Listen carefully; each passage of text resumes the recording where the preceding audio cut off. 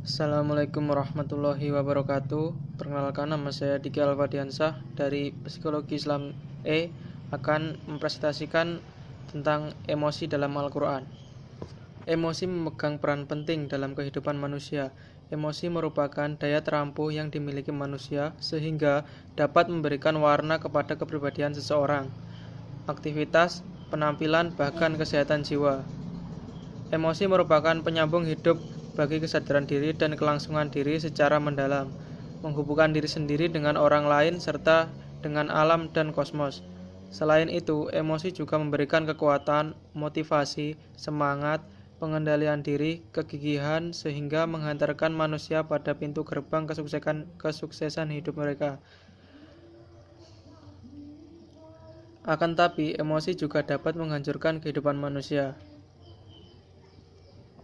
Di sini saya akan membahas tentang apa pengertian emosi, apa bentuk emosi, bagaimana emosi di dalam Al-Quran. Jalan dengan usianya, emosi seseorang individu pun akan terus berkembang.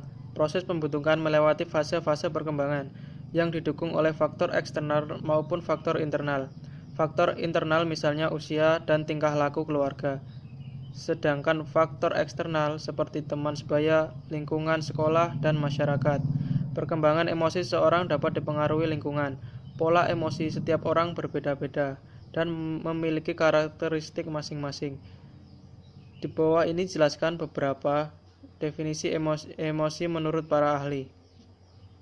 Yang pertama, menurut Chaplin, dalam Dictionary of Psychology, emosi adalah sebagai suatu keadaan yang terangsang dari organisme, mencakup perubahan-perubahan yang disadari, yang mendalam sifatnya dari perubahan perilaku.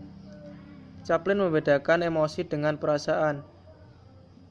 Perasaan adalah pengalaman disadari yang diaktifkan baik oleh perangsang eksternal maupun oleh bermacam-macam keadaan jasmania. Yang selanjutnya, menurut Sudarno, emosi adalah suatu keadaan yang kompleks dari organisme seperti tergugahnya perasaan yang disertai dengan perubahan-perubahan dalam organ tubuh yang sifatnya luas. Biasanya ditambahi dengan perasaan yang kuat yang mengarah ke suatu bentuk tingkah laku atau perilaku tertentu. Erat hubungannya dengan kondisi tubuh, denyut jantung, sirkulasi darah, pernafasan dapat diekspresikan seperti senyum, tertawa, menangis, dapat merasakan sesuatu seperti merasa senang, dan merasa kecewa. Bentuk-bentuk emosi. Yang pertama ada amarah. Di dalamnya meliputi brutal, mengamuk, benci, marah besar, jengkel, kesal hati, terganggu, rasa pahit, tersinggung, bermusuhan, tindak kekerasan, dan kebencian patologis. Yang kedua ada kesedihan. Di dalamnya meliputi pedih, sedih, muram, suram, melankolis, mengasingkan diri, kesepian, ditolak, putus asa, dan depresi. Yang ketiga ada rasa takut. Di dalamnya meliputi cemas, takut, gugup, khawatir, was-was, perasaan takut sekali, sedih, waspada, tidak tenang, ngeri, panik, dan fobia. Yang keempat ada kenikmatan. Di dalamnya meliputi kebahagiaan, kegembiraan, riang puas, riang senang, terhibur, bangga, kenikmatan indrawi, takjub, terpesona, puas, rasa terpenuhi, girang, dan senang sekali. Yang kelima ada cinta. Di dalamnya meliputi penerimaan, persahabatan, kepercayaan, kebaikan, rasa dekat, bakti, hormat, kasmaran, dan kasih sayang. Yang selanjutnya terkejut. Di dalamnya meliputi terkesiap, takjub, dan terpana. Yang selanjutnya jengkel.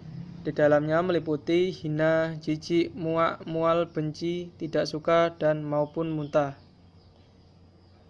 Yang terakhir malu. Di dalamnya meliputi rasa bersalah, malu hati, kesal hati, menyesal, hina, aib, dan hancur lebur. Emosi dalam Al-Quran. Al-Quran memberikan petunjuk bagaimana mengolah emosi secara baik dan benar, sehingga dapat melahirkan kecerdasan emosional. Salah satu firman Allah yang berkenaan dengan indikator seorang memiliki kecerdasan emosional adalah surat An-Nazi'at ayat 40-41 yang berbunyi, wa amma man khafa wa qama rabbihi wa nahan nafsa anil hawa, yang artinya, dan adapun orang-orang yang takut kepada kebesaran Tuhannya dan menahan diri dari keinginan hawa nafsunya, maka sesungguhnya surgalah tempat tinggalnya. Quran Surat An-Nazi'at ayat 41. Sunnah Nabi dipercaya sebagai sumber kedua setelah Al-Quran. Nabi Muhammad SAW adalah Al-Quran yang berjalan. Artinya, segala sesuatu perilaku Nabi Muhammad SAW adalah akhlak dari Al-Quran. Sosok kepribadian Nabi Muhammad SAW sebagai seorang pendidik telah diakui sepanjang zaman. Nabi Muhammad SAW telah berhasil mendidik sahabat dan para pengikutnya menjadi murid yang berhasil. Belajar mengajar dalam kacamata Nabi Muhammad SAW adalah mengubah perilaku, mendidik jiwa, dan membina kepribadian manusia. Dengan demikian, sikap-sikap Nabi Muhammad SAW dan cara-cara beliau dalam mendidik umat Islam merupakan rujukan penting setelah Al-Quran. Allah adalah masternya Nabi Muhammad SAW, sedangkan Nabi Muhammad SAW adalah mutlak guru umat Islam seluruh dunia. Menjadikan Nabi Muhammad SAW sebagai uswatun hasanah tentu harus mengikuti beliau seutuhnya, yakni sejak belum diutus sebagai Rasul hingga beliau wafat dan meninggalkan ajarannya.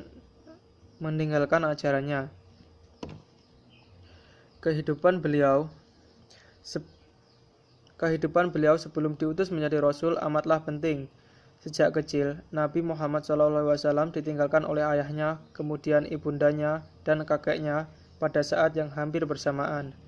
Filosofi perjalanan Nabi Muhammad SAW sewaktu kecil ini tidak lain hanyalah merupakan wujud pendidikan Rabbani yang Allah berikan agar Muhammad dari kecil terasah dan menjadi tangguh kelak dalam mengembangkan tugasnya sebagai penyampai risalah. Hal ini menunjukkan bahwa betapa pentingnya kecerdasan emosi dikembangkan sejak dini sebelum kecerdasan intelektual, bahkan kecerdasan spiritual.